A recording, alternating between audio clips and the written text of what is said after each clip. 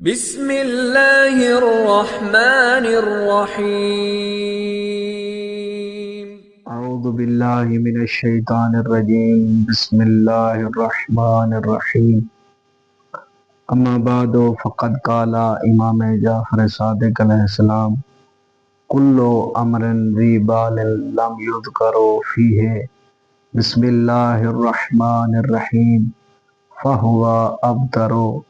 امام جعفر صادق علیہ السلام فرما رہے ہیں کہ ہر وہ اہم کام کہ جس میں بسم اللہ الرحمن الرحیم نہ پڑھی جائے وہ ناقص ہے، وہ بے برکت ہے۔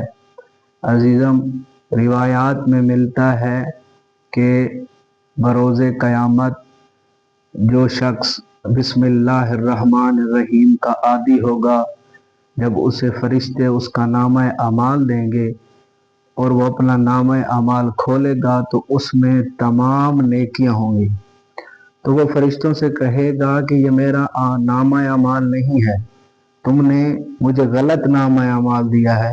تو فرشتے پلٹ کر کہیں گے نہیں، کہ یہ تیرا ہی نامہ اعمال ہے، لیکن دنیا میں تو بسم اللہ الرحمن الرحیم باقاعدگی سے پڑھتا تھا اور آج تو نے بروز قیامت اپنا نامہ اعمال بھی بسم اللہ الرحمن الرحیم پڑھ کر لیا ہے، تو اللہ رحمان بھی ہے اور رحیم بھی ہے، تو کیسے ممکن ہے کہ وہ تیرے نامہ اعمال میں گناہ لکھ دے؟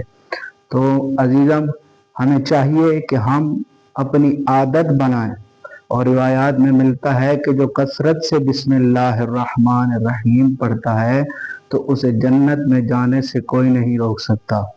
قرآن میں ایک واقعہ ملتا ہے اور بسم اللہ الرحمن الرحیم کی فضیلت بیان کی گئی ہے کہ حضرت موسیٰ نے عرض کیا: اے اللہ، تو فرعون پر جلدی عذاب نازل فرما، اور عذاب میں تاخیر ہوتی گئی۔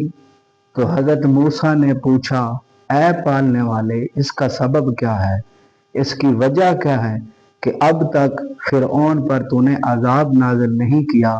تو وحی آئی اور اللہ نے فرمایا: اے موسیٰ، تیری تو فرعون کے کفر پر نظر ہے، لیکن میری نگاہ اس کے محل کے دروازے پر ہے۔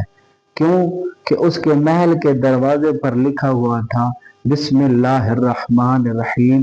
تو اللہ نے کہا کہ جب تک وہ اس محل میں ہے تو اس کی زندگی محفوظ ہے۔